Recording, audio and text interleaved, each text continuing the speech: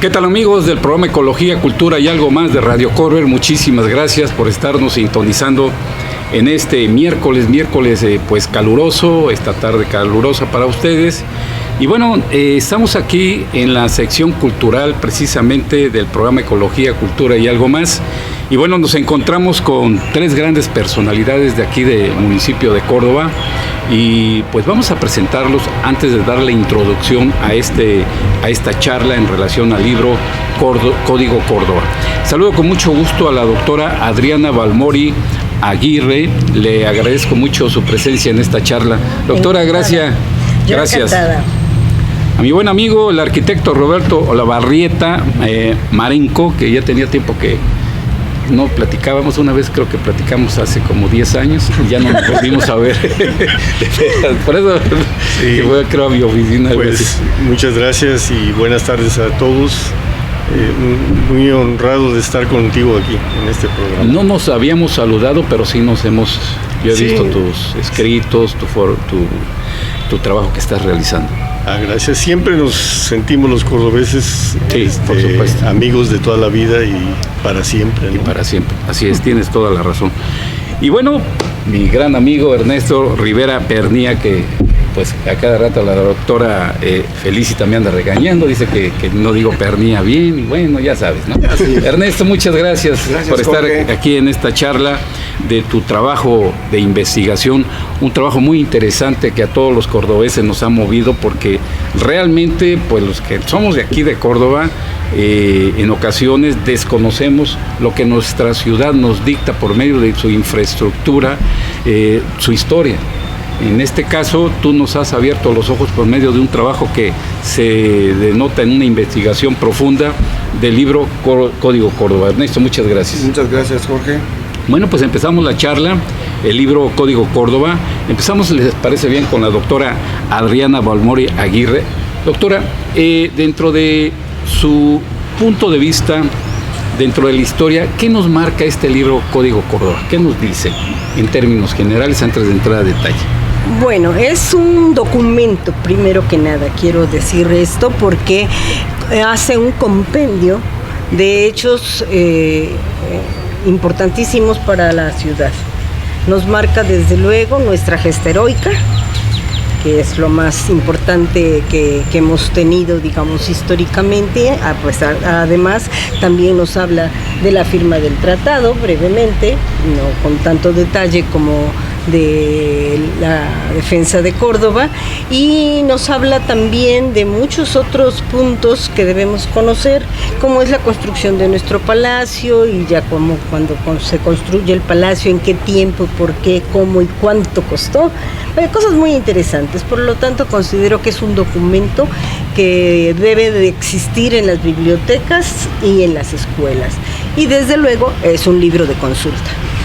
Muy interesante, porque por supuesto aquí nos empieza a relatar Ernesto la manera como antiguamente pues ya les gustaba esconder algunas cositas, no nos querían hablar claramente entre fechas, algo que realmente ellos consideraron importante manejarlo como un código, toda la información. ¿Qué opina usted de eso? Bueno, puede ser que haya sido exprofeso. Claro. Y puede ser que haya sido casual. Pero bueno, inclinémonos porque fue exprofeso. Pero también pudo haber sido como una broma, una trampita. Busquen, encuentren y lo van a saber. Porque como misterio no nos devela nada en especial, nos está develando la fecha que todos conocemos, lo que está escrito en el mismo obelisco de los héroes. Entonces, no es que sea algo así, pero a mí me gusta mucho porque esto nos demuestra el humor del ingeniero y del diseñador del palacio. La broma histórica. La broma histórica, precisamente. Muy bien, gracias, doctora. Arquitecto Roberto, pues realmente eso sí nos dejó una extraordinaria enseñanza de la manera estructural como manejaron el palacio, cómo manejaron el centro histórico, la manera de trazarlo, con sus vertientes ahí de embudos que tiene la 1 y la 3, que bueno, eso ya es pues desde que lo trazaron, así lo dejaron, y yo creo que si lo quitan los cordobeses nos vamos a sentir pues raros, ¿no? En la avenida 1 y la avenida 3 sin ese embudo, ¿no? Pero bueno, ya está históricamente. Arquitecto, ¿qué nos puedes decir de este mensaje y sobre todo la manera tan inteligente y tan bromista en realizarlo? Bueno, en primer lugar quisiera yo también estar de acuerdo con la doctora Balmuri acerca de la importancia del texto de Ernesto, y me da mucho gusto que existan estos documentos porque reafirman el papel de la arquitectura. De hecho, lo que nos está descubriendo Ernesto es algo que la arquitectura tiene de manera inherente, tiene un simbolismo siempre. Y ese simbolismo es consciente o no, pero existe. Es decir, la arquitectura nos dice mucho, por ejemplo, de cómo es una ciudad, cómo es un pueblo, qué tan próspero es, qué tan empobrecido, si tuvo un momento de auge y ahora está en decadencia o a la inversa, porque la arquitectura siempre tiene esa característica de ser un lenguaje cultural. Octavio Paz decía que insobornable, es decir, nos dice lo que es cada pueblo, cada ciudad, lo reconozcamos o no las personas. Entonces, me da la impresión de que esto está respaldado muy bien en los descubrimientos de Ernesto. Yo creo que además el palacio obedece efectivamente a la traza original de la cédula de Felipe II. Sí. Y esta idea de los portales, que desde luego no deben de quitarse de ninguna manera, sí, seguramente tiene que ver con que, como siempre, hay unas reglas, se imponen. Era un mandato, ¿no? Un mandato, pero acátese pero no se cumpla, sí, como tenemos esa herencia virreinal. Sí. Y pues una vez que se hace el trazo, se dice que es muy buena idea tener lugar para el comercio cubierto, y pues se lo toman a la calle. Y me parece muy bien, una lección histórica, es decir, el peatón primero, los coches después. Sí, sí. En aquel tiempo no hablábamos de los coches, pero fue una premonición que yo celebro mucho que se haya dado. Pero había alguno que otro atrabancado con su caballito o con su carreta. Sí, y desde luego. Sí, y había en los carruajes, y sí había accidentes y atropellados, sí, desde luego que sí. Y se requerían las banquetas para protegerlos. Sí, sí, sí. Y bueno, la idea de proteger del sol y de la lluvia, claro, a los comercios y a las personas que transitaban ahí, fue una muy buena idea, muy apropiada para el clima de Córdoba, ¿no? Entonces, sí, nos dice mucho de la ciudad. Sí, claro, por supuesto. Y ya un poquito más adelante vamos a entrar en detalles con tu experiencia para que nos comentes sobre lo que descubrió Ernesto dentro de la arquitectura. Mucho que platicar, porque aparentemente te pones de frente al Palacio Municipal y todo lo ves igual, pero ya empiezas a observar balcón por balcón y ya empiezas a ver ciertas diferencias, ¿no? Entonces eso es muy interesante analizarlo. Ernesto Rivera, pues ahora te toca a ti. Ahora me toca. Ya puntos generales. Pues en puntos generales yo estoy muy contento que hayas hecho esta reunión, conversatorio con ellos dos en particular. Te explico por qué. Yo hice el libro porque empecé a ver esos detalles de... Yo cuando entré a trabajar al ayuntamiento, se me acercó un amigo y me dijo, ¿cuántos arcos tiene el ayuntamiento? Y dije, no sé. Dice, pues aprende, te lo tiene el 21 y te van a golpetear los medios si no sabes que tiene el 21. Y ya dije, entonces me grabó, y que entonces cada vez que había un acto cívico me quedaba yo parado ahí, veía yo y me aburría. Entonces empezaba yo a contar y a buscar relaciones. Es que no tenías trabajo administrativo. En esa parte, no, pues en esa parte había que estar ahí parado un montón de tiempo, y son un montón de actos cívicos al año. Ah, no, sí, yo fui funcionario y me tocaba, ¿qué? al mes como 4 actos cívicos y de mi área nada más, tenía yo que estar ahí con... Y como edil te tocan todos. Ah, sí. Es una obligación legal. Con o sin sol. Ah, sí, y sin lluvia. O sin lluvia. O con lluvia, como la quieras ver. Y ahí lo saqué.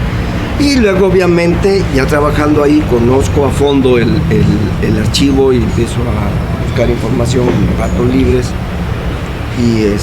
Y no en los ratos libres también, cuando buscaba alguna otra cosa, algún acuerdo de hace muchos años, lo buscaba y aprovechaba para sacar otros datos.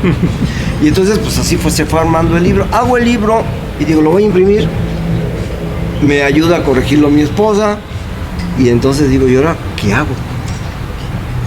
¿Qué sigue?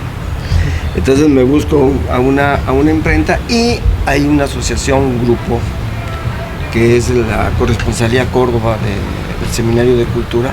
En aquel entonces Adriana estaba ya ahí en el seminario. Entonces me acerqué a ellos, les platiqué del libro, les gustó la idea y lo más bonito fue que me ayudaron a corregirlo. Sí, se tomaron no había yo tenido un corrector y entonces ellos tomaron la decisión de ayudarme de darme las propuestas de posibles correcciones y lo cual se hizo y yo siento que mejoró muchísimo el libro.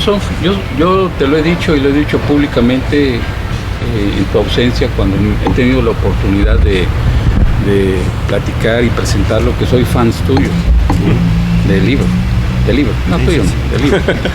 Tan es así que miren, a ver mi cámara si me lo puede, ya está trabajado y rayado y todo, porque hay evidencia de lectura. Sí. Es que es bien interesante. Es un halago, ¿eh? Bueno, a mí a lo mejor soy de poco leer, pero cuando leo me gusta ser muy puntual y entenderlo, porque ¿para qué me lo voy a aprender de memoria? Lo tengo que entender y aquí estoy entendiendo y tú dices cuando escribes me percaté de lo poco que realmente sabía de la historia local y de mi entorno citadino, lo que muchísimos cordobeses y a raíz de este libro ahora ya me paro en una esquina y veo a ver qué encuentro aquí, bueno, el centro histórico, ¿no? Claro. Me tocó varias veces estar haciendo guardia ahí en los portales, una placa que está ahí, eso. Además yo fui a la escuela Francisco y Madero en la primaria y todos los días, de lunes a viernes, pues pasaba ahí por esa esquinita. Entonces, pues así me la sabía. Pero realmente lo que tú hiciste de pararte frente al palacio y empezar a observar el obelisco y todo esto, pues muy poco cordobeses lo hemos hecho, con sus excepciones, ¿no? Ustedes como pues historiadores, personas que les gusta divulgar la historia de nuestro Córdoba. Así es que aquí dices que pues realmente no sabías nada de la historia de Córdoba. Y te diré, Jorge, que la gran mayoría de los cordobeses y de los veracruzanos estábamos así. O sea, es increíble que después de un desfile como del 21 de mayo, preguntas a los jóvenes en el salón de clases, ¿por qué desfilaron? Sí, señor. Sí, señor. Es terrible y yo creo que es una inercia que viene de hace muchos años, de que lamentablemente tenemos un país rico en diversidad de culturas, de lenguajes, de forma de ver la vida, pero para unificarlo correctamente lo que se decidió fue inventar un país que no existía, por eso le digo inventarlo, así lo hicieron varios historiadores, y se inventa el país de México con una raíz de historia natural o de historia nacional, mejor dicho, para todos, desde Mérida hasta Ensenada, pasando por todos lados. Y que no es correcto, pero en su momento sirvió para mantener la unión. Y obviamente ahí las historias estatales se debilitan mucho, y las historias municipales desaparecen. Entonces, los maestros se preparan para enseñar la historia oficial, que vienen los libros de texto y todo. Ese de la muchacha, ahí me tocó de los primeros libros de texto de que salía la libertad, ¿no? O la nación. Pues la patria. La patria. Sí, la morena, la joven morena de la rasgos patria, así como dicen mis amigas. Sí. Que salió que era del Estado de México, ¿no? Sí, creo que sí. Han sacado fotos De ella fuera de... Muy guapa mujer. Vaya, a lo mejor de niño todavía no tienes el tip de enamorarte de una... No, pero reconoces que es algo bello. Exacto, pero sí ves la belleza, y a mí me encantaba abrir y oler el libro. Sí, ese olor. Al libro nuevo. Sí, adelante. No, pero es cierto, y mis compañeros de la universidad que eran de cualquier lado del país tuvieron el mismo libro que yo. Sí. Entonces también ellos se les truncó su historia local, por eso no la sabemos. Entonces yo creo que ya el país ya maduró como unión, y ahora tenemos que empezar a resaltar las historias pequeñas, las historias municipales, locales, esas fomentarlas para fortalecer las historias estatales, y ya con esas historias estatales ir corrigiendo, ir evaluando la historia nacional. No lo saben porque sus maestros que accedieron a ese puesto de maestros, los que fuimos ediles, que accedimos a ser ediles, no las sabíamos porque nadie nos las enseñó. A lo mejor algún comentario. Ahorita que mencionas los maestros, te voy a decir, es muy importante el maestro. Yo estuve en el Mascarón, tuve maestras que en segundo de primaria me enseñaron la historia de Córdoba, que no venía en los libros de texto. En tercero me enseñaron la historia de Veracruz, ya venía, ya lo de Veracruz ya venía. Pero por ejemplo eran maestras con tantos conocimientos, personas que querían a su ciudad, gente de Córdoba, que nos enseñaron todo lo que había sucedido en Córdoba. Y nos enseñaron parte y gran parte de la historia de Veracruz, pero fue cosa del maestro, no era del maestro, programa. y ahora necesitamos maestros de estos. Yo avalo su punto de vista, porque de esa escuela mi esposa también estudió en la Mascarón. Y excelente eso, haz de cuenta que estoy escuchando a mi esposa. ¿Sí? Ella me platicaba, Paquita me decía, no, es que a mí de historia tuve mucho conocimiento. Claro. Y efectivamente me hablaba de Córdoba. Bueno, obviamente en la primaria tenemos maestros de diferente grado, con diferente perspectiva, pero la mayoría estaban enfocados en que tuvieras conocimiento real de la historia de tu localidad. Claro. Era muy importante. Bien, si me permiten, vamos a hacer un comentario que nos encontramos en el Parque Ecológico de Pasocoyol, de aquí de la ciudad de Córdoba, Veracruz. Gracias a nuestros amigos que nos están escuchando por nuestra estación de radio, Radio Corber, www.radiocorber.com.mx, y nuestros canales de YouTube y Facebook, Radio Corber. Muchísimas gracias. Saludamos a los compañeros del estudio, allá a los operadores que nos están pues apoyando. Muchísimas gracias. ¿Cómo andamos de tiempo, mi querido y estimado cámara? Voy a hacer aquí, sin que cortes, me van a obsequiar una servilleta, no sé si gustan, porque yo sí estoy sudando. Pásale mi cámara, por favor, gracias. Es que, bueno, el café fue para servilleta. Estás más cerca del sol ahí, de la Resolana, ¿no? Sí, yo creo que sí, pero estamos en vivo. Bueno, no en vivo, vamos a ser honestos, estamos retransmitiendo, ¿verdad? Ahorita, pero somos el día de ayer lo grabamos, pero estamos vivos. Pero la verdad, en la ciudad de Córdoba, pues sí, estamos en estos momentos. Yo creo que en todo el país en estos momentos estamos con una temperatura muy elevada. Y bueno, a veces se nos va la voz, regresa, tomamos frío. Por ahí le pido una agüita y bueno, seguimos platicando. Bueno, yo quiero platicar algo de toda esta investigación. Tuviste un resultado que por medio de un resultado muy interesante, por medio de unas simples reglas, las dos fechas plasmadas en el obelisco que se encuentra en el parque de aquí de la ciudad de Córdoba, el obelisco conmemorativo del parque y de los elementos arquitectónicos que se utilizan en esas reglas, parecían copias de la iglesia de la Purísima y del Curato, que están precisamente enfrente. Y pues tú pensaste, Ernesto, Ernesto pensó que este código, que es un conjunto de reglas, no podía ser el fin, más bien tendría que ser un medio más para darle difusión a nuestra ciudad y sus múltiples historias. Inicia la investigación ahí, quiero ubicarme, y arquitectónicamente empieza Ernesto a vislumbrar algo muy interesante. Todo esto lo estamos analizando desde el inicio, porque lo bonito es el inicio, y ya después nos vamos al centro y al final. Pero para que nos dé tiempo, ¿no? Sí, claro. Pero este inicio fue muy importante, la regla, arquitecto. Bueno, y después históricamente la regla también. La regla, platícanos, tú que también tienes ese conocimiento de esta investigación. Bueno, entiendo que cada estilo arquitectónico tiene una regla, hay un canon donde se dice qué debe contener y cómo se considera de calidad o no. En el caso que estamos viendo del Palacio y su contestación a la catedral, lo que podemos encontrar son elementos neoclásicos. No se podría ubicar como neoclásico porque esto de los estilos, todo el mundo nos gusta saber con precisión de qué estilo es, ¿no? Y a mí me lo reclaman mucho, ¿no? Pues fácil y rápido digo que neoclásico, pero hay que precisar que neoclásico pues históricamente tiene un periodo que es un poco anterior. En otras partes, en Europa, se extiende por América y nos llega también a nosotros. Nosotros primero traemos lo que los españoles en el momento en que se da la conquista están desarrollando en su propio país, ¿no?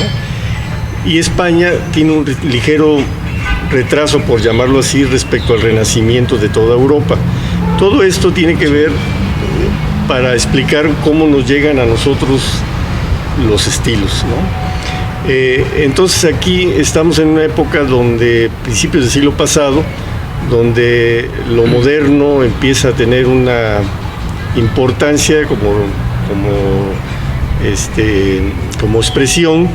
En la arquitectura el neoclásico lucha contra el barroco, por llamarlo de una manera, lo borra, muy desafortunadamente en muchos lugares. Aquí afortunadamente no tuvimos tanto ese problema, en parte porque no teníamos tampoco grandes obras que se pudieran perder, pero basta ver Puebla y otros lugares donde vemos retablos barrocos preciosos que están mutilados o encimados, cosas así neoclásicas. Aquí no, entonces da como una feliz conjunción de cosas que para mí hace que ambos edificios tengan una armonía, unas proporciones pocas veces vistas.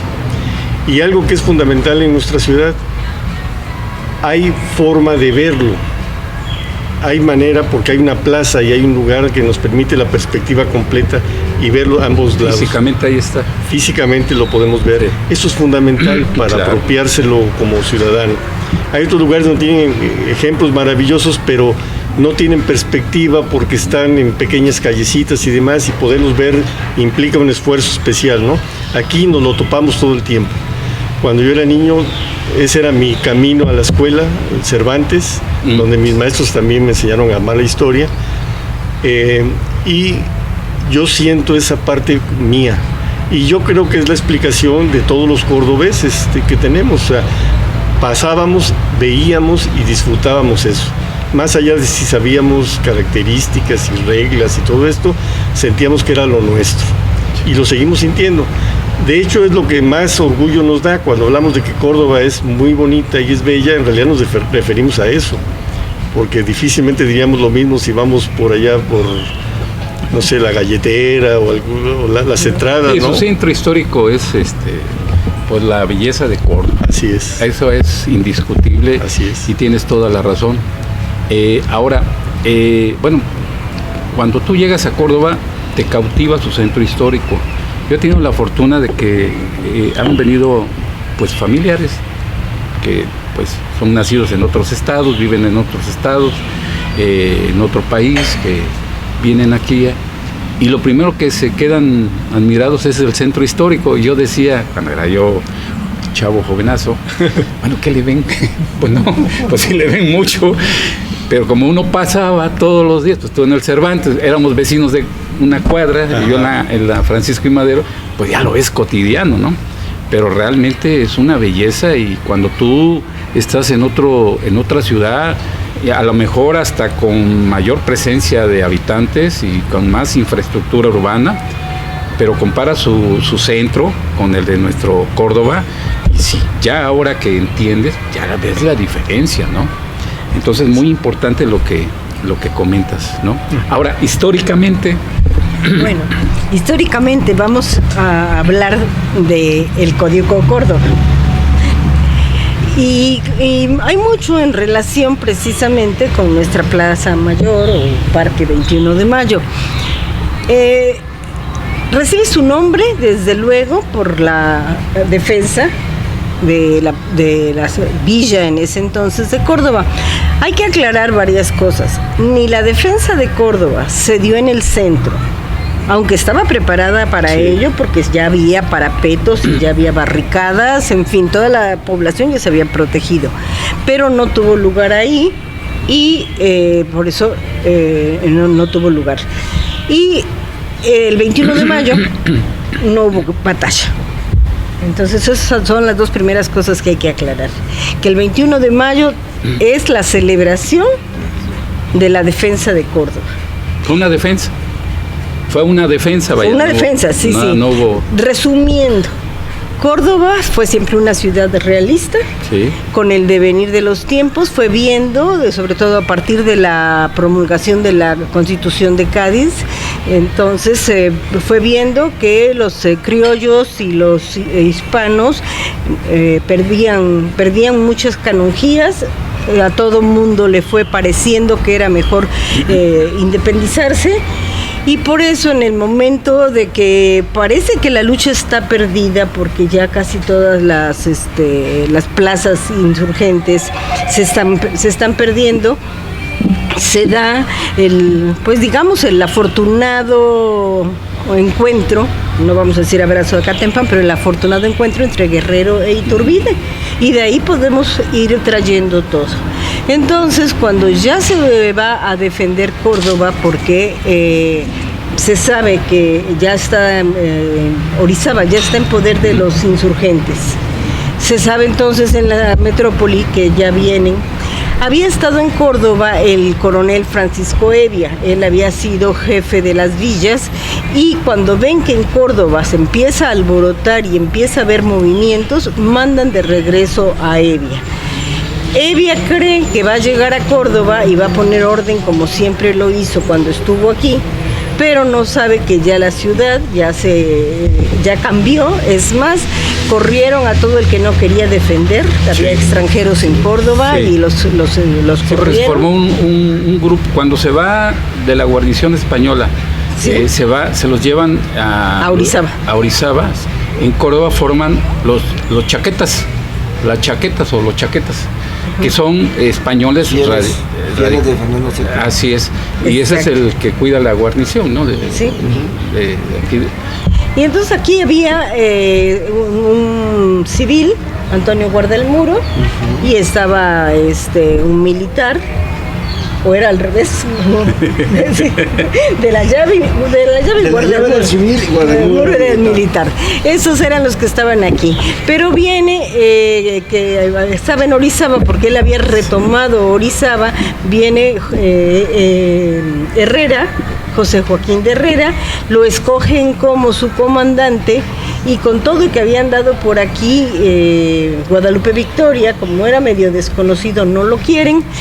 Y ya entonces Herrera dirige las operaciones, llega a Evia, eso sí, como conocía muy bien el campo, no entra por la calle principal, que es donde todo el mundo lo esperaba, que llegara exacto a la plaza y ahí a defenderse, sino que da la vuelta, entra por nuestra ahora calle 9, que era una salida muy común, porque iba a Zongolica, porque iba a Naranjal, era un paso muy, muy transitado también.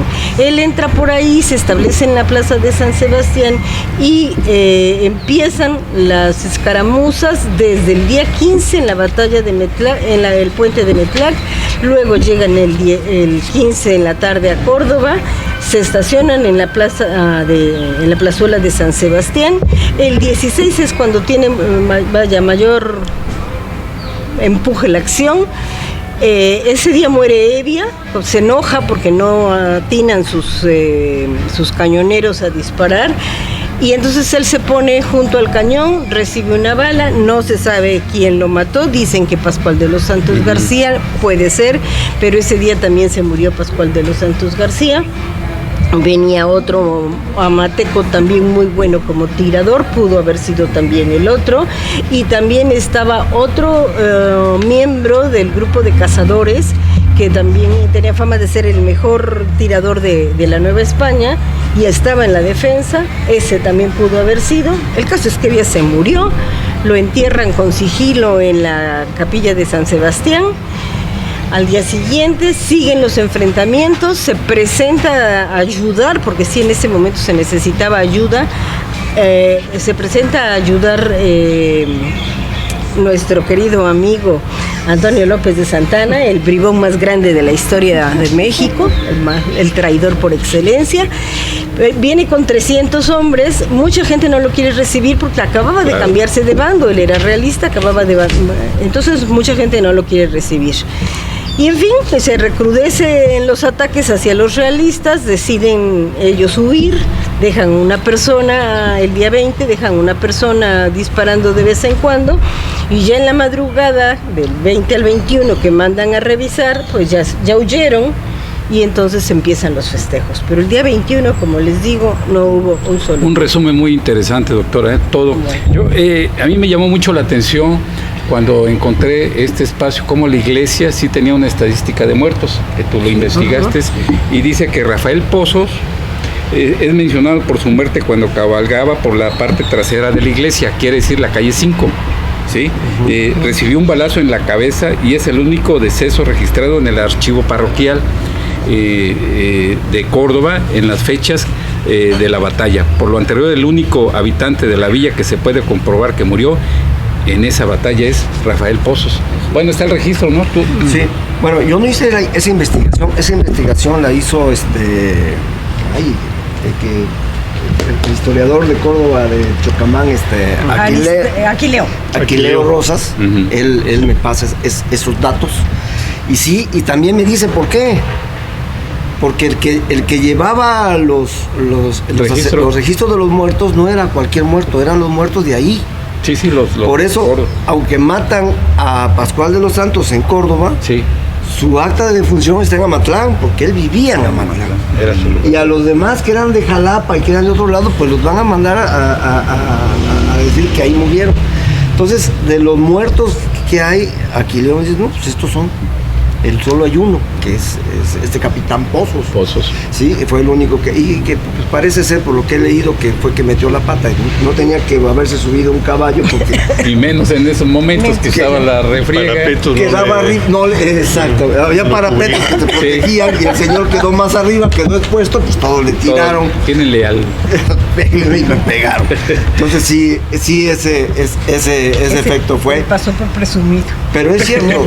Exactamente. Sí, yo creo que sí, Yo creo que sí, porque, vaya, teniendo un poco de lógica en una batalla, pues, ¿qué te vas a exhibir así de esa manera? No, y aparte hay que decirlo, adentro no había suficientes armas para todos.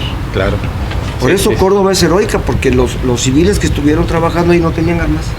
Tenían las dos manos libres, y entonces son los que se encargaban de componer los parapetos. Porque los demás no. Él no tenía razón de haberse subido un caballo tan cerca de él los disparos, pero lo mataron por eso. Todavía tenemos mucho que platicar, y en lo personal de preguntarles, porque ahorita que hablabas que no había muchas armas, se dice que hasta las lanzas traían en la punta los ganchos con los que colgaban el tabaco. Eso es bien interesante. Sí, pero si me permiten, nos vamos a ir a un corte. Regresamos. Recuerda usted que estamos platicando de la historia de Córdoba, Veracruz, México, para los amigos que nos están visualizando en el extranjero, sobre todo analizando y platicando de este libro que es El Código Córdoba, investigación. Este libro es una investigación de nuestro gran amigo, el ingeniero Ernesto Rivera Pernía. Así es que en un momento regresamos.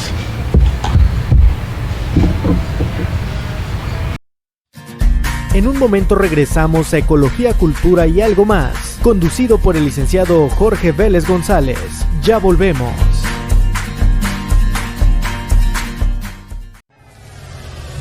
De los acontecimientos más importantes y las experiencias más emocionantes, de las producciones más innovadoras, surge Radio Corve. Una nueva expectativa, una nueva forma de escuchar radio, música, al borde de tus emociones. Con la mejor programación dirigida al entretenimiento y diversión. Con nuevos conceptos que llegan a revolucionar la radio por internet. Escucha Radio Corber, la radio inteligente, la radio por internet.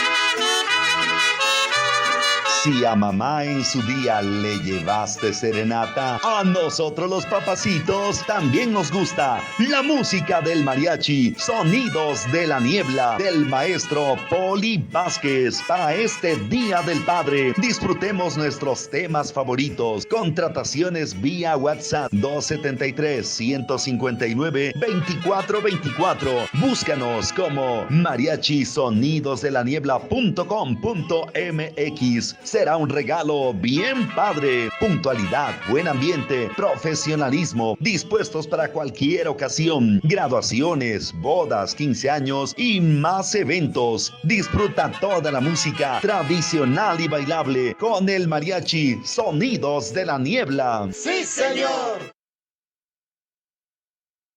Tortas Yael. Las más deliciosas tortas de Córdoba las encuentras aquí, en Tortería Yael. Ven y comprueba el sabor y la calidad que tú te mereces. ¿Qué te parece probar una torta de pierna, de jamón, milanesa, manchego, queso de hebra, queso de puerco y carne enchilada? Ya se te hizo agua la boca, ¿verdad? Pues eso y más lo encuentras aquí, en Tortería Yael. Y además con la atención especial de Antonio y Roseli. Visítanos en la calle 16, esquina Avenida 31, frente al Colegio Jean Piaget, o mándanos un WhatsApp al 271-148-0376 y con gusto te atenderemos. Tortas Yael, las más ricas de Córdoba.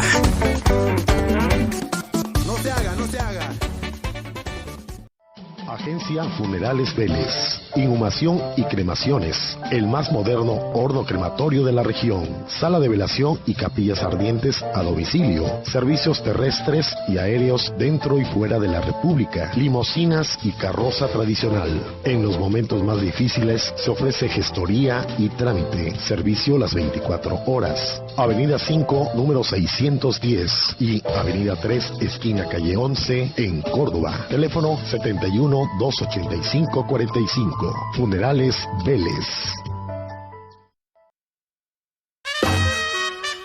El Sabueso, clínica veterinaria, venta de mascotas, estética canina, accesorios y alimentos para todo tipo de mascotas. En El Sabueso, las aves, reptiles, peces, gatos y perros son nuestros consentidos. El Sabueso, las tiendas más surtidas de la región. 2 direcciones. Calle 18 frente a Hidrosistema con teléfono 71-275-70 y Avenida 13 esquina calle 8 frente al Parque Centenario con teléfono 71-487-30 en Córdoba, Veracruz.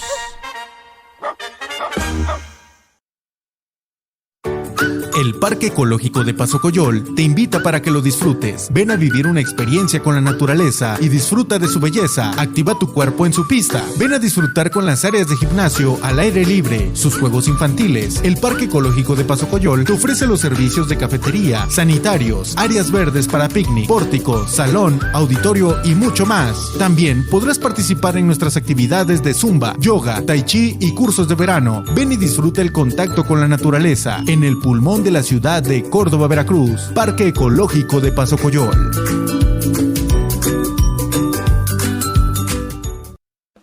¿Qué tal, amigos? Ciberescucha, les saluda su amigo Jorge Vélez González y los invito para que escuchen todos los miércoles a partir de las 18 horas, 6 de la tarde, el programa Ecología, Cultura y Algo Más por esta estación de radio en línea y en sus plataformas de Facebook, Radio Corber, y su canal de YouTube, Radio Corber Oficial, con un gran equipo de colaboradores expertos en la materia, en donde promovemos una nueva cultura ecológica. No lo olvides, tienes una cita todos los miércoles a partir.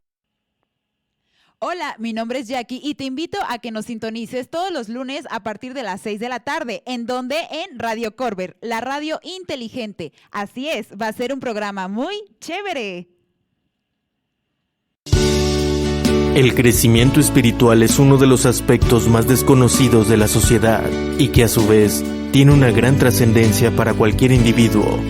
Escucha, Conociendo tu Camino, bajo la conducción del capitán Francisco Ernesto Valdés Becerra, con temas para tu crecimiento espiritual, todos los viernes a partir de las 6 de la tarde por las plataformas de Radio Corber, la red inteligente, la radio por internet.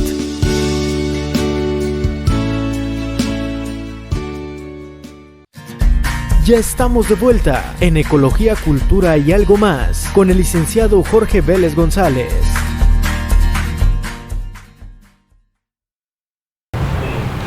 Bien amigos, continuamos con esta charla en el programa Ecología, Cultura y Algo Más y por supuesto de la empresa Radio Corber. Bueno, pues agradecemos que de verdad estén con nosotros aquí pues tratando el tema del libro Código Córdoba, que pues trata precisamente de la historia, parte de la historia de nuestra bella ciudad de Córdoba, Veracruz, México. Y agradezco muchísimo que continúe con nosotros a la doctora Adriana Balmore Aguirre. Muchas gracias, doctora, continuaremos platicando. Encantada. Al arquitecto Roberto Lavarrieta Marenco, muchas gracias, Arqui, por estar con nosotros y seguiremos platicando. El gusto es mío. Y por supuesto a nuestro amigo el ingeniero Ernesto Rivera Pernía, quien es el responsable de que estemos aquí sentados platicando exquisitamente y refrescándonos ricamente en esta charla. Ernesto, muchas gracias. Y bueno, hay algo muy interesante que a mí también me llama la atención, que es el diseño fue a propósito. El edificio anterior al Palacio Municipal, que era la Casa Real, presentaba 24 arcos y estaban en un solo plano. Con el fin de abaratar los costos, se pensó en aprovechar los arcos existentes, pero no fue así. Fueron totalmente derrumbados. Por eso estoy convencido, dice Ernesto Rivera, que no solo los arcos, sino todo el frente del Palacio Municipal fue diseñado a propósito con la intención, por medio de un mensaje en clave, de recordar la fecha completa, el año, el mes y el día de la batalla. Simplemente el código nos está dejando una fecha para que no se nos olvide, pero con un diseño, decíamos, chusco de la historia, ¿verdad? A ver, Arqui, vamos a platicar. Pues sí, no sé exactamente si sea chusco o muy serio el asunto, pero sí insisto mucho en la idea de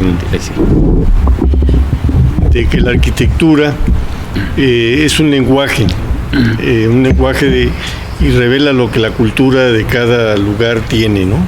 Entonces, a mí me parece que es muy probable que sea a propósito el que se haya buscado eso, ¿no? Es relativamente común encontrar en las edificaciones, cuando uno estudia la historia, cómo hay siempre mensajes a veces muy evidentes y a veces soterrados de los constructores, ¿no? Incluso que dejan algún tipo de señal que luego es ocultada por el estuco, el caso de los arcos de ahí de la Casa de la Cultura, que antes de chicos no los veíamos, no los conocimos. En la restauración los encuentran y se ve estos detalles de algunos como juegos de flores y cosas con piedritas que después son tapados. Es un poco como jugando, el artesano, el constructor siempre deja su huella. Y a veces, desde luego, en el constructor estamos hablando del que lo diseña, el que lo supervisa y el que hace la labor, ¿no? Es famoso en Amatlán que existen en unas partes ocultas un poco al público algunos aspectos prehispánicos que los constructores pusieron a escondidas de los propios, arquitectos de la época, o los frailes o los financieros que hacían, ¿no? Entonces siempre encontraremos estas pistas, estos mensajes que nos pone el constructor o los constructores, Y luego hay el diseñador, si dependiendo de su prestigio, puede darse el lujo de hacerlo más o menos evidente. Los arquitectos debemos trabajar siempre conociendo la cultura donde vamos a hacer las cosas, ¿no? Rápidamente comento, por ejemplo, que Foster, famosísimo arquitecto, premiado Pritzker, va a construir en China y propone una distribución que es cambiada simplemente porque propone unas escaleras paralelas, y las normas chinas culturales del Feng Shui o Feng Shui, como le quieran llamar, menciona que no debe existir ese paralelismo. Entonces él simplemente lo cambia, ¿no? Otro arquitecto hace un proyecto para China que tiene un símbolo redondo hasta arriba, y que le dicen, oiga, pero ese es el símbolo de Japón, no de los chinos. Entonces se ve obligado a cambiarlo. Claro. Y así podemos encontrarlo. Entonces yo creo que la arquitectura, nuevamente, la nuestra, la de lo que descubre Ernesto, me parece que es claramente un mensaje del diseñador, del constructor, y que desde luego habrá cosas que no controlan y que ni quiso decir, ni supo que iban a verse, y que la gente las descubre, ¿no?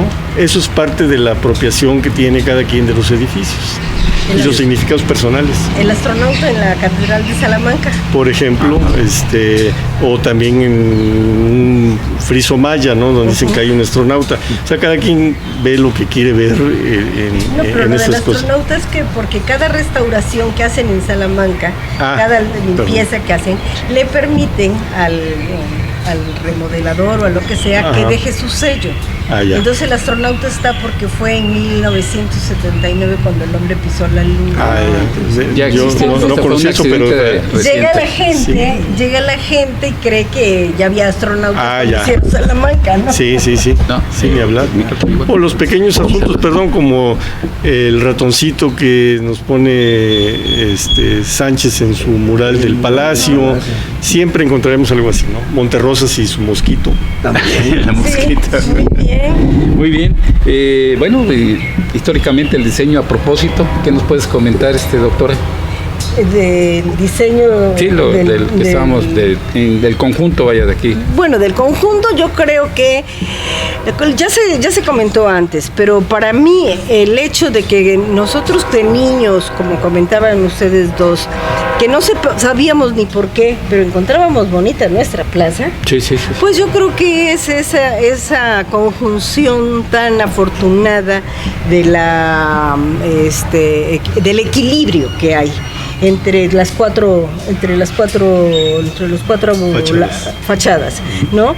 La coincidencia de los arcos de este y oeste y las fachadas altas, esbeltas del norte y del sur. Entonces eso hace que nuestra plaza sea muy, muy bella. Otra cosa fue también cuando se cambió a hacer un parque. Al hacer un parque, pues está jardinada. Para el clima de nosotros esa vegetación es muy importante, esas palmeras esbeltas la hacen ver elegante, y todo lo demás pues invita a sentarse, a platicar.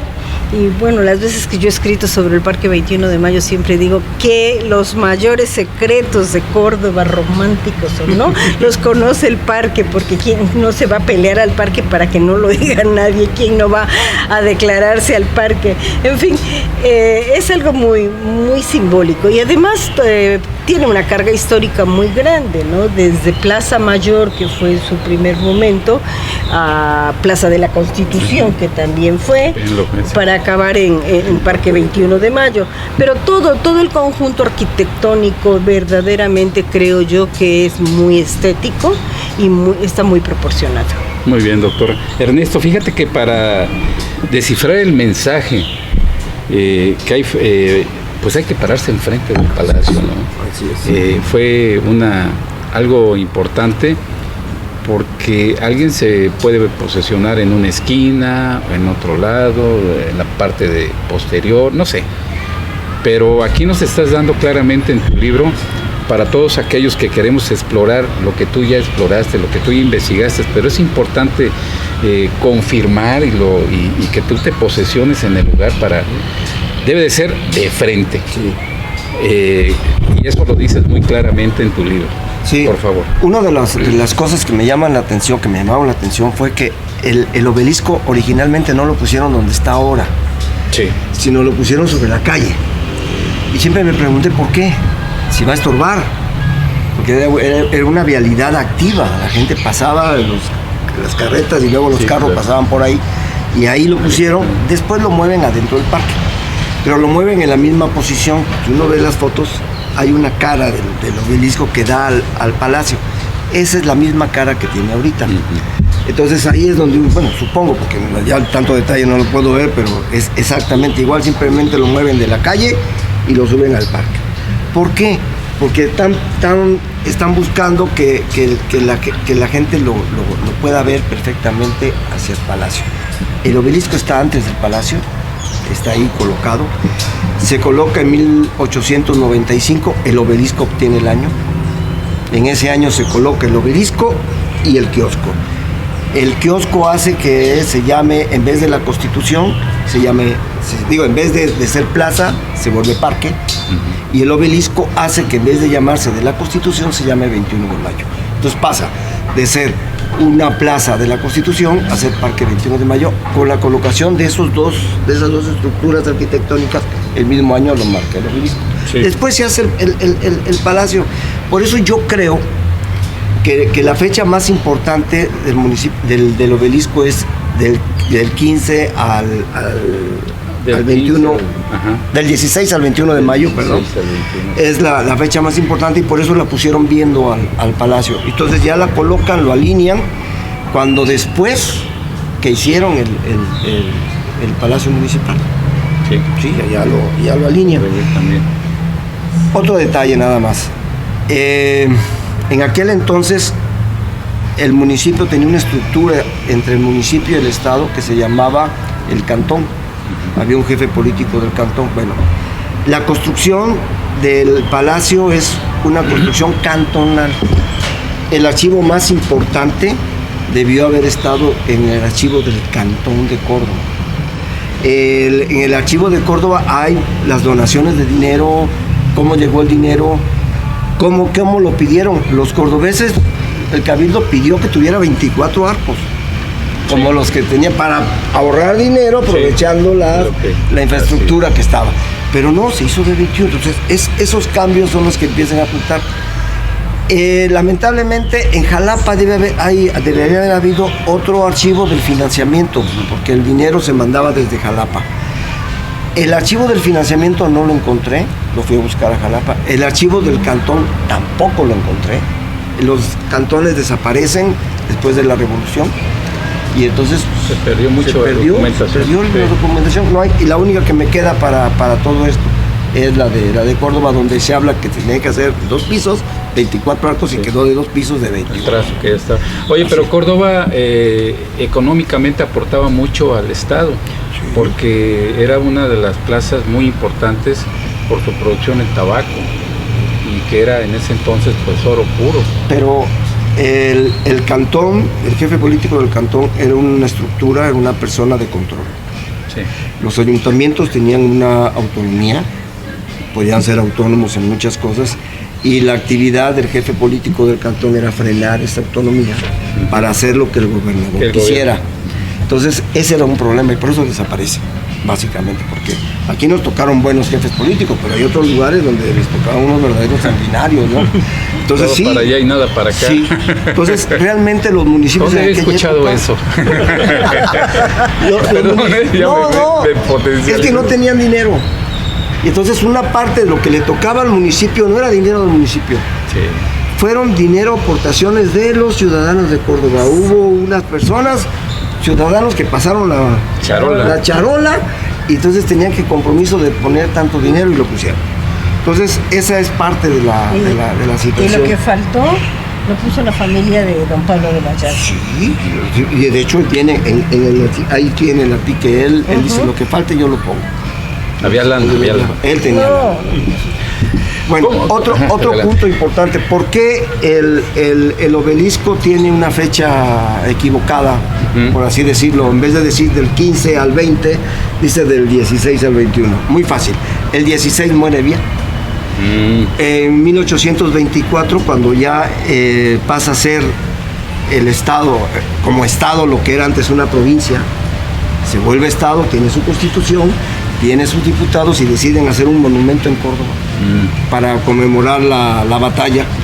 Y deciden los diputados en Jalapa que la fecha importante es el 16, porque ese día muere Evia, que iba a ser una persona muy importante aparentemente para los realistas. Y entonces ordenan al Ayuntamiento de Córdoba que haga el monumento con la fecha del 16, pero el Ayuntamiento voltea y ve que la gente festeja el 21. Tardaron 70 y tantos años para poder solucionar esa situación, y lo solucionan cambiando las fechas, poniendo las dos. El 16, que es lo que es la orden del gobierno del Estado, y el 21, que es la orden de los cordobeses, que dicen nosotros festejamos el 21. ¿Qué es la real? Sí, es el festejo. Entonces, pues desde entonces, es la que queremos. Desde entonces se ponen las dos. Estas lo ponen en el obelisco. Después llega el ingeniero que va a hacer el palacio y toma estructuras que están en la iglesia, que son los arcos de la entrada, que son 5, 3 al centro, 1 en la avenida 1, en la avenida 3. Toma el reloj, que es 1. Y toma una ventana, que son las ventanas del segundo piso del curato, que si bien hay 2 viendo hacia el parque, en el frente del curato hay 8, 4 de lado derecho y 4 de lado izquierdo, y es que tienen un triangulito. Bueno, con esas 3 estructuras es como este señor arma el código en la fachada del palacio, utilizando 5 arcos resaltados, 3 al centro, uno de un lado de la avenida 1, otro de la avenida 5, que esos son los meses, 5 meses.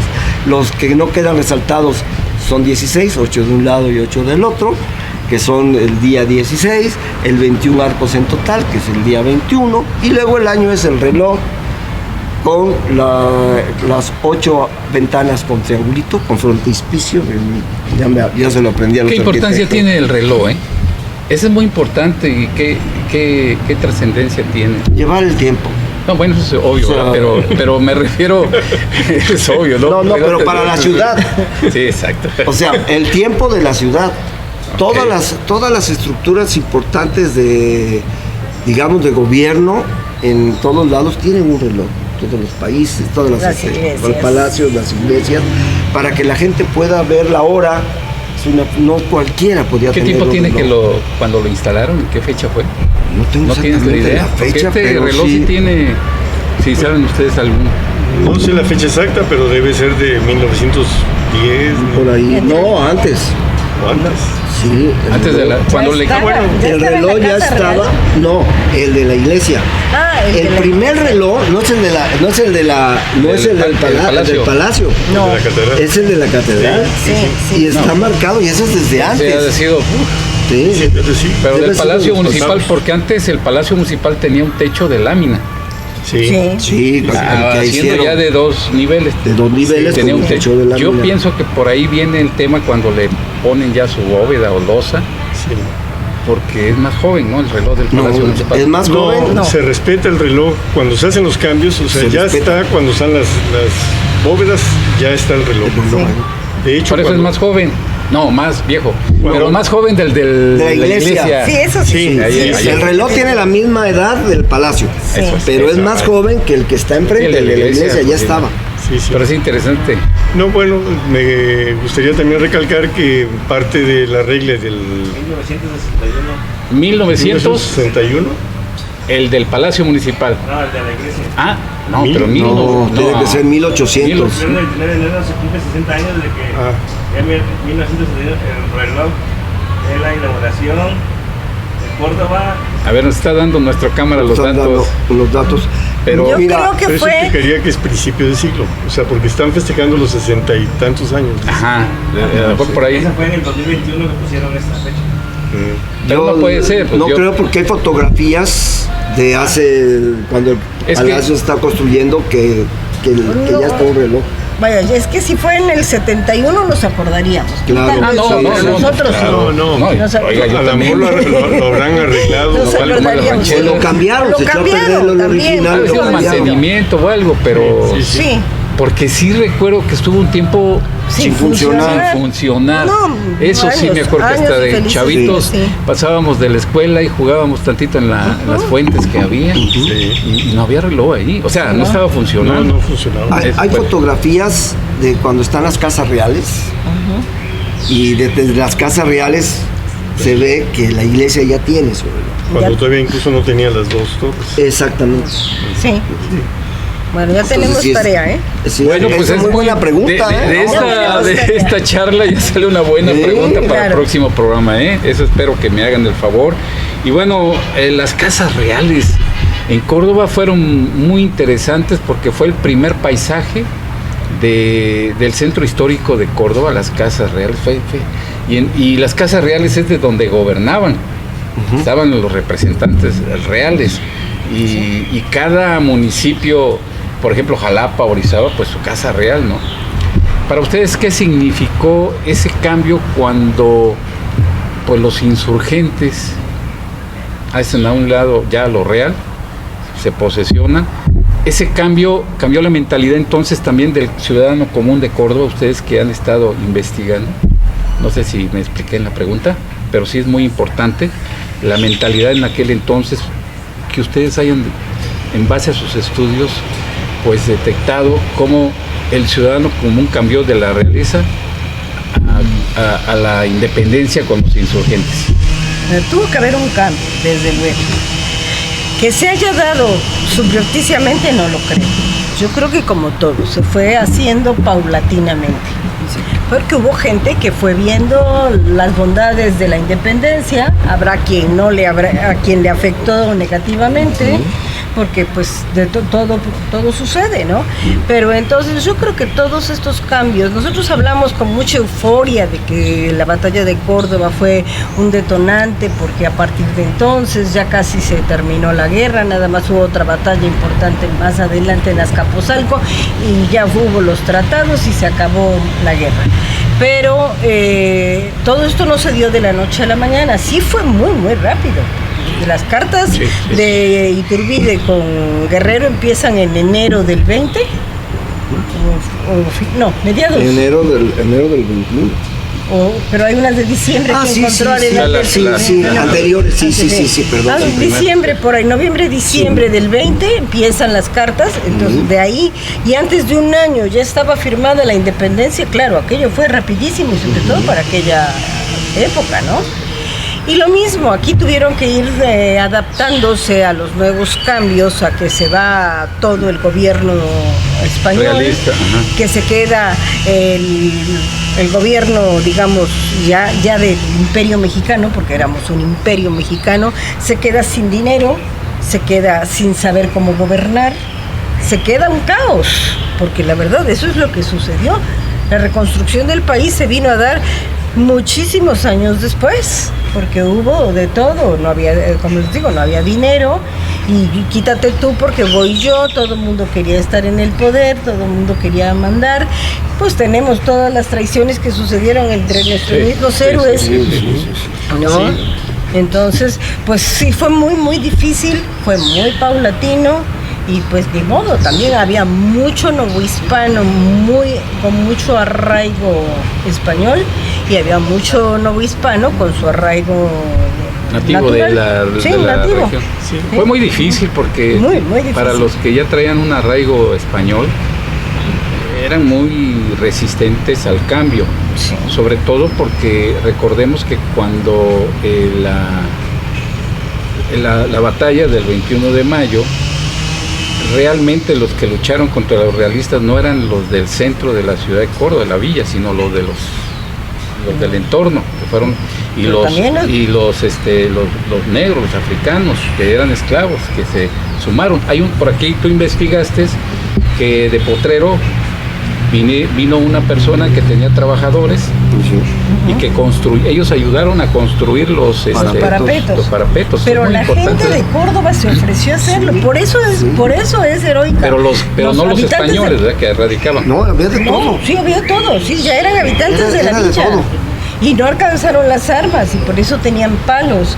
Y entonces a los niños y a los ancianos se los llevaron fuera de la ciudad y muchas mujeres se quisieron quedar, ellas ayudar en la lucha y remendaban costales y estaban haciendo lo que podían y otros tapaban los huecos que hacían pues no sé si había obuses o qué cosa había, y entonces estaban ellos remendando, pero fueron los habitantes de la ciudad, por eso precisamente es heroica.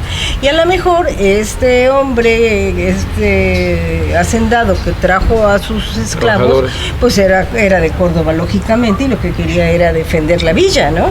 Entonces, pues...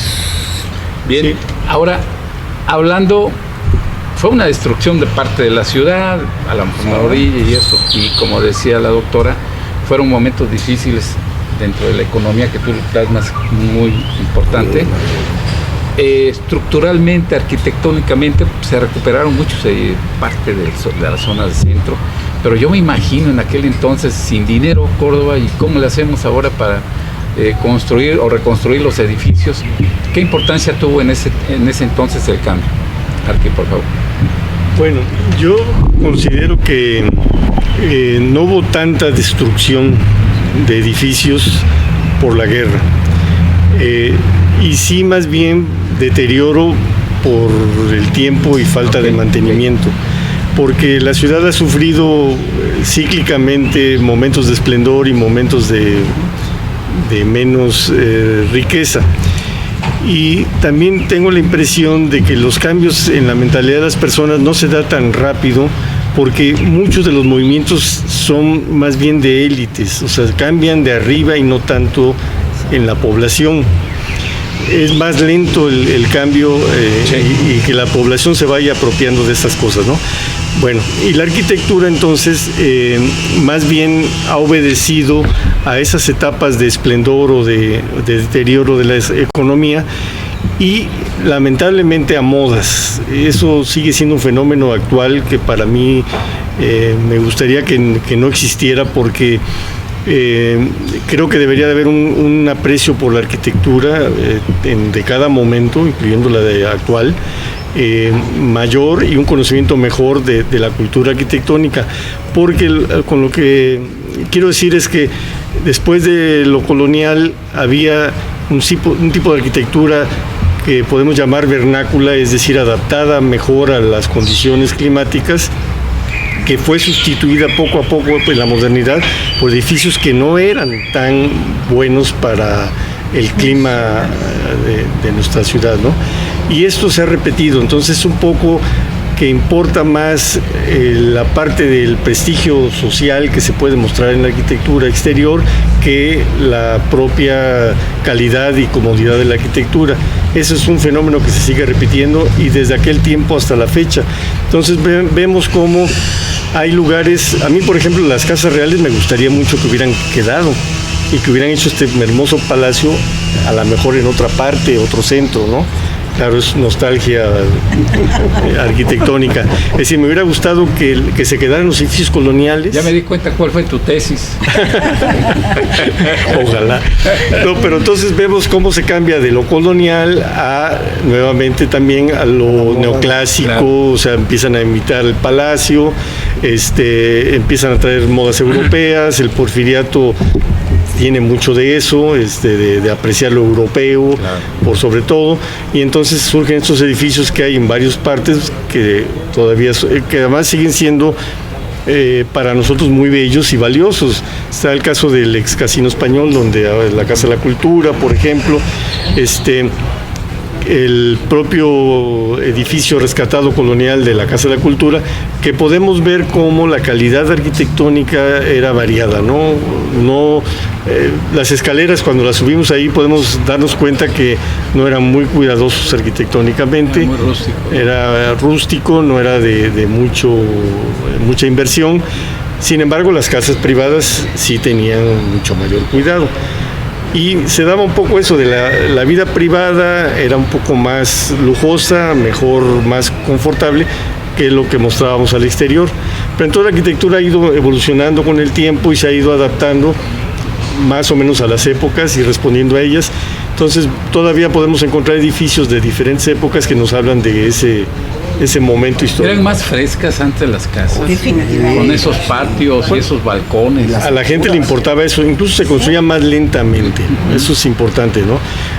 Había tiempo para pensar en las casas, cómo la querían, la gente participaba, entonces se hacía con la mayor comodidad posible a los habitantes. Esto poco a poco va teniendo un cambio en que se tiene que construir más rápido porque es costoso, aparecen los bancos, los préstamos y demás, y todo esto va marcando un ritmo que va perdiendo calidad en la arquitectura. O sea, en la actualidad poca gente se da el tiempo para pensar en su casa y contratar a un arquitecto, que siempre sale más barato que no hacerlo. Es un comercial, y que haya tiempo para diseñarla y pensarla.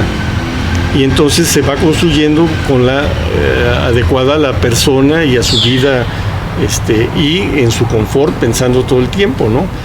Pero la modernidad nos lleva a que es más rápido. Eso me está dando un tema nuevo. La arquitectura como arte, como algo diseño importante, personal. Porque si tú vas a construir una casa en la cual vas a vivir, pues va a ser tu casa, maestro. Tienes que estar a gusto ahí. Exacto, tienes que estudiar todo, ¿no? Pero mira, para otro tema, regresa. No, lo que pasa es que todo mundo llevamos un arquitecto adentro. Yo me le echo solo, no he escuchado eso. Y francamente, la mayoría piensa que vamos a contratar a un dibujante, y yo sé de esto, yo he visto en Miami, he visto cómo vive Shakira, y entonces sé cómo quiero mi casa, y hacen verdaderas cosas terribles. O sea, yo he visto cosas peligrosas además, me ha tocado ser evaluador inmobiliario, y entonces entra uno hasta la cocina literalmente a las casas, y se sorprende uno de la cantidad de dinero que puede gastarse en porquerías, literalmente, desde el punto de vista arquitectónico. Entonces a mí me gustaría mucho que ese aprecio por la arquitectura que nos invita Ernesto con este libro se pudiera generalizar y aprender eso de la historia, ¿no? A querer nuestra arquitectura, a darnos tiempo para vivirla y amarla. Así es. Oye, Roberto, y a propósito de esto que decías de las épocas de bonanza y de todo, ¿no crees que en un momento dado la época de mediados del siglo XX fue una época aciaga, podríamos decir, para la arquitectura en Córdoba? Hubo mucho dinero, hubo boom. Destruimos lo bello que teníamos antes y empezaron a construirse todos estos edificios disque modernos, con los azulejitos venecianos, con las, ¿cómo se llama?, estructuras tubulares, y eso no era nuestro, pero había dinero y había que tirar lo viejo. Bien pasó mucho en Independencia, en Veracruz. En cambio, lugares como Orizaba, que no eran tan ricos, no pudieron cambiar, y ahorita sus edificios antiguos los están remodelando y aprovechando muchísimo. Muchos lugares que no tuvieron esa riqueza como la tuvimos nosotros, conservaron mejor su arquitectura. ¿No te da esa impresión? Sí. Para mí fue triste. Totalmente de acuerdo. Y aún así, hubo en la arquitectura moderna de Córdoba momentos gloriosos. En San José se pueden ver casas aún todavía muy bien hechas. De los años 60 hubo una buena auge de arquitectura. Sí, desde los 50, 50, 60. Y es la plena arquitectura moderna en el mundo. Hay momentos felices que pudimos encontrar, y momentos y ejemplos terribles como los que señala Adriana. Verdaderamente sí, a veces la riqueza, los momentos de auge no son los más afortunados para las sociedades, y nuevamente la arquitectura nos lo va a decir. Si nosotros podemos pensar lo que sea, vemos los edificios, vemos qué tan bien están hechos, qué tan bien funcionan, cómo están, y con eso podemos conocer cómo era esa época. Sí se dio eso definitivamente, lamentablemente. Sí, muy importante, y yo creo que también de ahí basaste mucho tu investigación. La arquitectura fue fundamental, lo que nos legaron, y eso, la perspectiva te la abrió muy amplio, y de ahí te surge la idea de esta investigación también de la arquitectura. No sé si quieres. Sí, no, la arquitectura yo creo que el estar ahí admirando, que era una admiración, para desconectarme un poco del aburrimiento, veía yo el palacio y le buscaba yo cosas, salió a luz el pequeño arquitecto que todos traemos dentro. Algunos lo tienen muy grande. Es pequeño, pero es muy apreciativo. Y entonces, cuando hablo con arquitectos así que traen ese enfoque de medidas, de estilo, de todo ese tipo de cosas, mi arquitecto interno empieza, voy a ir a ver esto. A fluir. Y sí, definitivamente, si no hubiera sido por la observación de las cuestiones arquitectónicas, no hubiera ayudado con él. ¿Por qué? Porque en el archivo histórico de Córdoba no se menciona para nada los 21 arcos. Donde se tenía que haber mencionado es en el archivo cantonal, que desapareció, por lo menos no sé dónde está. Entonces ahí es, el día que aparezca, a lo mejor ahí vamos a encontrar los datos de los cambios al 21, es para poder enaltecer lo que ya los cordobeses estábamos muy, muy contentos y muy orgullosos. ¿Qué pasó? Nos dan el título de heroica, los cordobeses lo agarramos y nos los llenamos el pecho, y empiezan los grandes cambios en la villa. Se quita la plaza de mercado, se hace un mercado para que los comerciantes se vayan para allá. Se hace un parque, se empieza toda una serie de movimientos sociales, de aportación de dinero, de cooperación, para hacer más bonita la villa, porque más cómoda para los habitantes. Porque estábamos orgullosos que nos hayan dado el título de heroica, que aquí entre nos es el título más antiguo en la fecha de los acontecimientos de todas las heroicas, que son varias ciudades heroicas en nuestro México actual. En la República Mexicana. Así es. Muy bien, pues creo que se nos está agotando el tiempo, pero por último quisiera cerrar con algo muy importante, porque sí debemos de reconocer la importancia de muchos personajes que hicieron posible pues que la gesta de entre realistas e insurgentes pues se diera a favor de los insurgentes, y por eso de ahí empezamos a gozar de un México más libre. De ahí, a través de la historia, nos da cuenta de un México más libre. Los personajes importantes que tú mencionas aquí, los que más y cada uno me lo va a decir, por favor. ¿Cuál es? ¿Personaje favorito? Sí, esa es la idea, que nuestra audiencia sepa que en base a la investigación que tú realizaste, en base al conocimiento e investigación que nuestros invitados también han obtenido, pues siempre hay un personaje que se distinguió más o fue parte fundamental, fue base para que este movimiento pudiera tener los resultados que hoy estamos analizando. Empezamos. Bueno, pues yo casi siempre he pensado en la figura de Vicente Guerrero. Sí. Como un insurgente. Me atrae, por ejemplo, su origen afrodescendiente, y que de alguna forma representa un poco más al México que me gustaría que se representara cuando hablamos de la independencia, ¿no? Desde luego la importancia de Iturbide no la podemos dejar de lado, ¿no? A mí, cuando me enseñaron la historia, para mí no era de ninguna manera un héroe. Lo que me queda claro ahora es que no tiene mucho caso ensalzar a las personalidades o a los héroes, menos hacerles monumentos, sino más bien conocerlos, conocer su obra y entender qué hicieron en su época y por qué. Yo ahí lo dejaría. Muy bien, pero marcamos a Vicente Guerrero. Sí. No quiero aprovechar de ser el mediador, pero era mi héroe Vicente Guerrero. Cuando de joven o de niño te pones a empezar a conocer la historia de México. ¿Sí? Sí, su origen, su pobreza. Cuando te sepas el mío de la independencia. Eso es todo, ahí está. A ver. Bueno, vamos a el mismo comentario para la doctora Adriana. ¿Cuál fue el personaje en esta investigación como conocimiento del libro Código Córdoba le llamó más la atención? Bueno, basándonos nada más en el libro y en la defensa de Córdoba, les voy a hablar de mi villano favorito. ¡Ándele! Eso está bueno. Mi villano favorito, desde luego, es Evia. Evia fue un coronel que luchó mucho en muchas batallas en España, estuvo con muchas condecoraciones y llegó aquí con el batallón de Castilla y sus expedicionarios.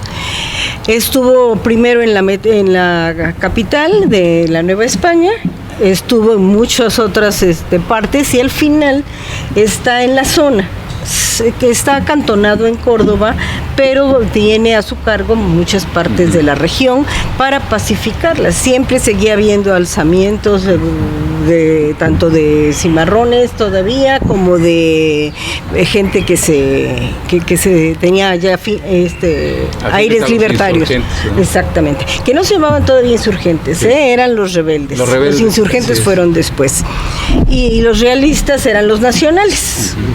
Entonces, Hevia llega, está en Córdoba, era muy estricto. Para unas cosas podría ser una buena persona, pero para otros castigos era realmente sanguinario. Entonces, ya que se supone que tiene apaciguada Córdoba, se lo llevan a México nuevamente, y cuando hay el alzamiento en Córdoba es cuando lo mandan porque conoce la zona. Hevia llegó muy joven, se casa también en Puebla con una muchacha, María Antonia Mundial se llamaba, se casa en marzo, la batalla tiene lugar en mayo, y él nunca se entera de que su mujer quedó embarazada. La mujer tiene un niño y el papá, el suegro de Hevia, tenía un muy buen puesto en Puebla, pero ellos se van a Tepeaca, allá se supone que está la descendencia de Hevia que se sigue manteniendo aquí. Y fue muy reconocido para los españoles, y tanto así que no hace tantos años, el siglo pasado, todavía en el siglo XX, vino una comisión del batallón de Asturias a buscar datos sobre Francisco Hevia, porque le iban a hacer un reconocimiento. Okay. Es más, después de la batalla de Córdoba y al saberse su muerte, el virrey pidió que en todos los libros que se mandaban a las delegaciones de la Nueva España se pusiera ahí que había muerto con honor, porque había muerto en la batalla el coronel en defensa de su rey. Todavía aquí pues vinieron a buscar sus restos porque, como les había yo comentado, lo habían enterrado en la capilla de San Sebastián. Lo que pasa es que la capilla de San Sebastián, muy poco sabemos que luego la cambiaron de lugar. Estaba en la plazuela de la Cruz Roja y la cambiaron para el frente, y ahí encontraron un cadáver que tenía un anillo que decía Antonia. Pero era el villano favorito. Es mi villano favorito. Sí, tengo héroe, pero ese es mi villano favorito. Ernesto, ¿y tú que eres el causante de esta charla y el causante importante históricamente hablando de este maravilloso libro, que repito, soy fan de este libro, los personajes que más te marcaron? El contrario al villano. ¿El contrario qué? Al villano, el héroe. Sí. El comandante que defiende la plaza, José Joaquín de Herrera. Él, voy a hacer una aclaración. Él, antes de la batalla, a lo mejor si vino a Córdoba, vino de paso, no conocía la villa. Sus soldados, la gran mayoría, no conocían la villa. Y entonces él llega con el montón de soldados. Vienen de Tepeaca, justamente, se meten a Córdoba y no conocen la villa. ¿Cómo vas a planear una defensa si no conoces qué es lo que tienes que defender y cuáles son tus puntos flacos? ¿Qué hace? Habla con los ciudadanos, habla con los habitantes y les empieza a hacer caso, los motiva. Ahí es que uno de ellos de la llave se va a Matlán a solicitar apoyo, otro va a vaciar las herramientas de trabajo, que las usan como armas porque no tenían armas, etcétera, etcétera, etcétera. Planea también. Fue el ideólogo. Exacto. Okay. Pero al no saber, tienen la humildad suficiente para decirle a los ciudadanos: si no me ayudan, nos lleva pifas a todos. Sí. Y entonces, si entra Hevia, entra la muerte. Entonces no entre. Y entonces los empiezan todo el mundo a decir, mira, pues por atrás de mi casa se pueden meter. Y entonces empiezan la defensa, la protección en serio del centro de la villa. Eso es para mí lo más importante. Y obviamente los ciudadanos, los habitantes están protegiendo sus intereses, claro. Independientemente de que algunos tuvieran miradas más altas de libertad y todo, en ese momento están defendiendo su patrimonio, su familia, su integridad, y entonces le sueltan todo. Y el hombre tiene la peculiaridad y la humildad de decir, va. Luego, él a lo largo del tiempo, igual que López de Santana y que otros, llega a ser presidente de la República varias veces, sí. Y hasta la fecha es el presidente de la República que tiene un título muy interesante. Es el presidente más honesto que ha tenido nuestro país. No ha habido otro que algún historiador diga, no, es José Joaquín de Herrera el más honesto fue Santana, ¿no? Por decir algo. Ya te regresaste, sí, por decir, ¿no? Entonces, hasta la fecha, el más honesto, así con lo que entró, salió, las veces que entró y salió, porque fue varias veces. Fueron varias veces. Entonces, para mí, dentro de este episodio, mi héroe favorito sería él, independientemente de todos los demás que tuvieron sus actividades, y él para mí es una persona que vale la pena, y que era también veracruzano. No, pero es muy importante lo que dices tú, porque en ese entonces yo creo que encontró, primero que nada, una resistencia, porque ya estaban acostumbrados, porque además Córdoba, el cantón, pues era una ciudad que sus principales personas que mandaban y ordenaban pues, eran españoles. Sí. Y él viene con su ideología, y ¿saben qué? Como tú dices, si no lo hacemos, pues vamos a tener problemas, vamos a tener pobreza, porque también hasta los españoles. Sí, le digo, entonces es muy importante este personaje. Pues mis queridos amigos, muchísimas gracias, de verdad, fue un placer platicar con ustedes en este momento, la charla del libro Código Córdoba, que la verdad nos quedamos cortos, hay mucho que platicar, si ustedes me los permiten, agendamos otro espacio para que en el programa Ecología, Cultura y Algo Más podamos tener este importante comentario de ustedes, gente que conoce y ha generado investigaciones de la historia de Córdoba, y por supuesto con Ernesto Rivera, que pues el Código Córdoba aquí está. ¿Lo pueden adquirir dónde? Aquí en el Parque Ecológico Pasocoyol y en el museo. Ahí está a la venta el parque. ¿Tiene un costo de? 100 pesos. 100 pesitos, pero miren, vale la pena, vale la pena. Yo creo que lo he leído como de todos modos, yo ya lo había leído y me puse a volver a leerlo. Y pronto lo va a estar de forma gratuita para que le guste en PDF. Hay un compromiso de Ernesto de que nos va a donar aquí por medio de la plataforma para que por medio de la página o el canal de Radio Corber lo pueda usted descargar y deleitarse con esta historia. Está muy, muy bonita. La verdad a mí me encanta. Es que a veces uno se pone a leer otras cosas, pero estos son tus raíces, ¿no? Parte de tus raíces. Entonces, claro. Así es. Por último, doctora, ¿quiere usted comentar algo, por favor? Pues a propósito de lo que acaba de decir, estas son nuestras raíces y no se puede amar lo que no se conoce. Eso es. Entonces, para amar a Córdoba tenemos que conocer su historia. Muy bien, muchas gracias, doctora. Mi estimado arquitecto. Gracias. A mí me gustaría pues invitar a que lean el libro, y que si afortunadamente vamos a contar de manera gratuita con la posibilidad de bajarlo en la página de Radio Corber, pues que lo lean, porque efectivamente hay que conocer nuestra historia para poder saber hacia dónde vamos. Así es. Lo van a tener gratuito, ya nos dio la primicia, pero el olor. Eso sí.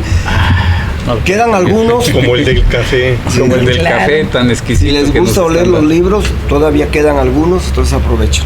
Muy bien, muy bien. Y ayudan a estas dos instituciones civiles de Córdoba que tanto queremos. Por supuesto. Pues muchísimas gracias, doctora Adriana Balmori Aguirre, muchas gracias. Muy generosa. A ustedes por la invitación. Arquitecto Alberto Alabarrieta,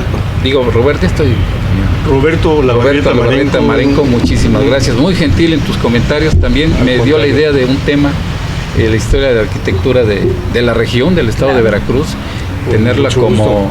Gracias. Es que de verdad, me voy a salir tantito del texto, cuando tú te pones a construir, lo primero que piensas es en ahorrar. Y a veces, ¿eso qué es? Rapidez. Y te sale más caro luego. Sí, No, claro. no es mala idea. El arquitecto está preparado para ahorrar. Así es. Siempre tiene un concepto de la economía como una forma de actuación. Entonces, la economía siempre debe ser considerada y es hacer lo menos, con los menos recursos posibles, mayor cantidad de cosas y de aspectos confortables, ¿no? Bueno, pues ahí está un tema, mi querido Ernesto. ¿Ya ves? Claro que sí. Bueno, y agradecerle por supuesto a Ernesto Rivera Pernía que gentilmente pues organizó esta mesa de charla.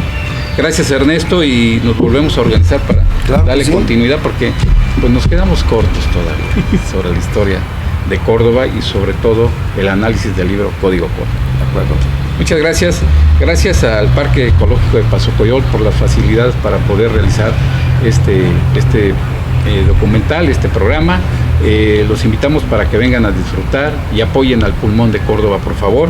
Y por supuesto al Café Pasocoyol, que es un café exquisito, ¿eh? Bueno. De verdad, yo lo primero que llegué aquí al instalarme es mi café. Ya después lo que venga, ¿verdad? Pero muchas gracias. Y por supuesto en producción Alejandro, un gran amigo que pues siempre nos ha llevado aquí las producciones de los programas. Gracias Alejandro. Y bueno, me despido de ustedes, soy Jorge Vélez, una entrega más para el programa Ecología, Cultura y Algo Más de Radio Córdoba. Hemos llegado al final de Ecología, Cultura y Algo Más, conducido por el licenciado Jorge Vélez González. Nos escuchamos el próximo miércoles a las 6 de la tarde, solo aquí por Radio Corver, la radio inteligente, la radio por internet.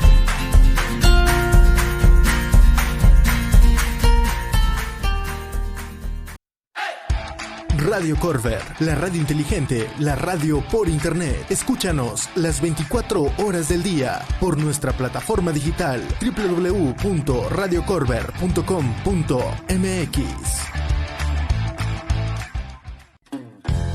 Esto es un espacio publicitario de Radio Corver. Anúnciate con nosotros. Comunícate a nuestros teléfonos 271-126-9733.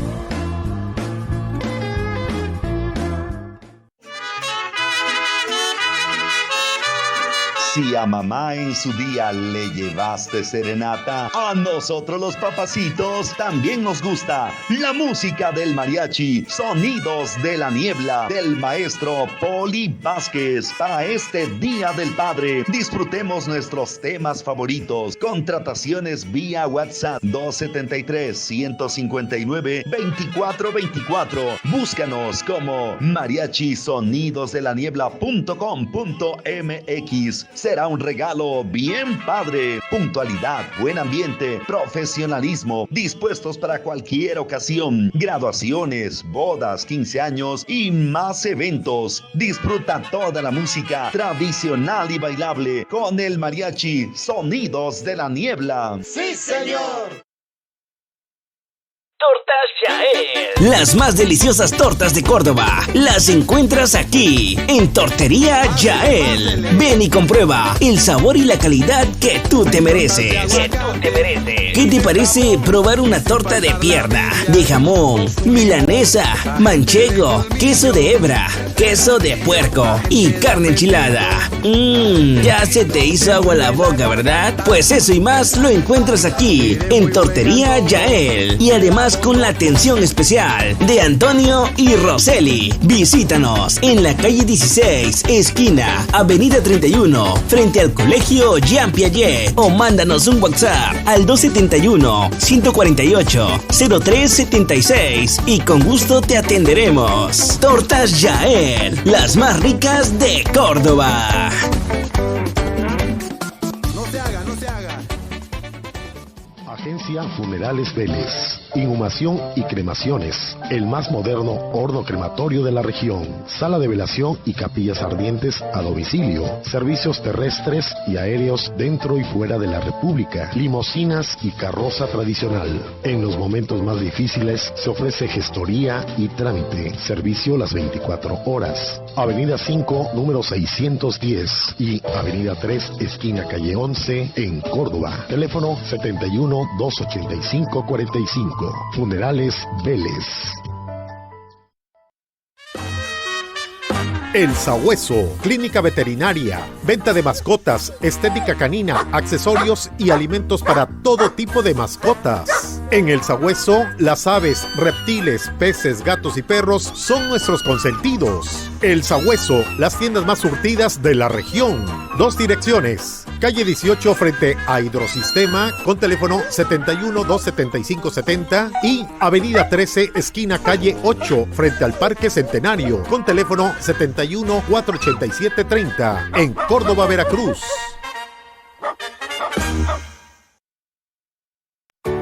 El Parque Ecológico de Paso Coyol te invita para que lo disfrutes. Ven a vivir una experiencia con la naturaleza y disfruta de su belleza. Activa tu cuerpo en su pista. Ven a disfrutar con las áreas de gimnasio al aire libre, sus juegos infantiles. El Parque Ecológico de Paso Coyol te ofrece los servicios de cafetería, sanitarios, áreas verdes para picnic, pórtico, salón, auditorio y mucho más. También podrás participar en nuestras actividades de zumba, yoga, tai chi y cursos de verano. Ven y disfruta el contacto con la naturaleza en el pulmón de la ciudad de Córdoba, Veracruz. Parque Ecológico de Paso Coyol.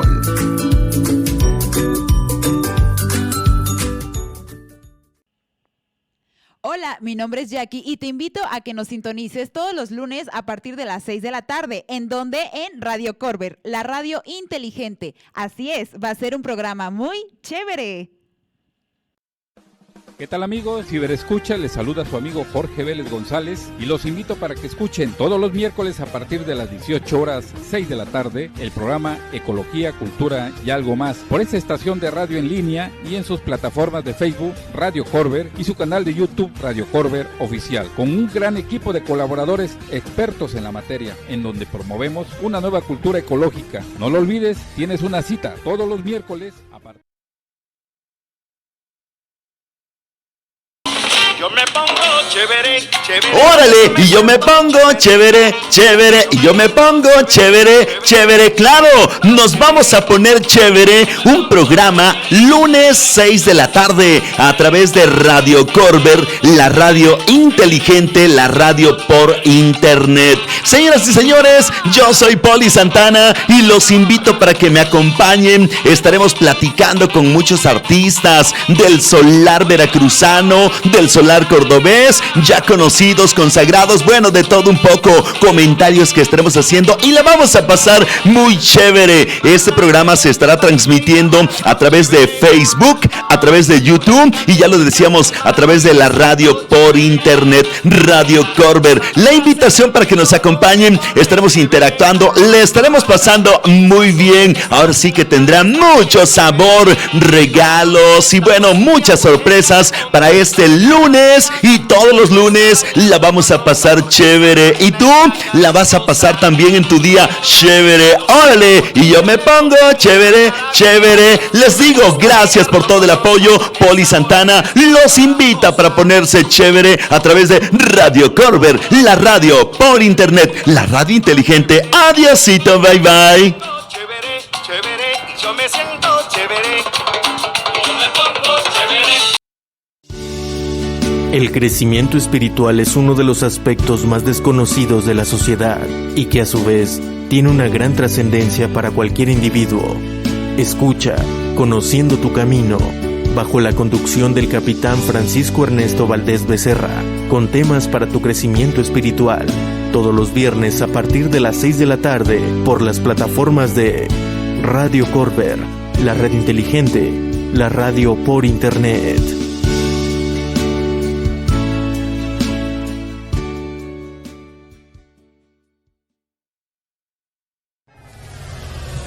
De los acontecimientos más importantes y las experiencias más emocionantes, de las producciones más innovadoras, surge Radio Corber. Una nueva expectativa, una nueva forma de escuchar radio, música, al borde de tus emociones. Con la mejor programación dirigida al entretenimiento y diversión. Con nuevos conceptos que llegan a revolucionar la radio por internet. Escucha Radio Corber, la radio inteligente, la radio por internet.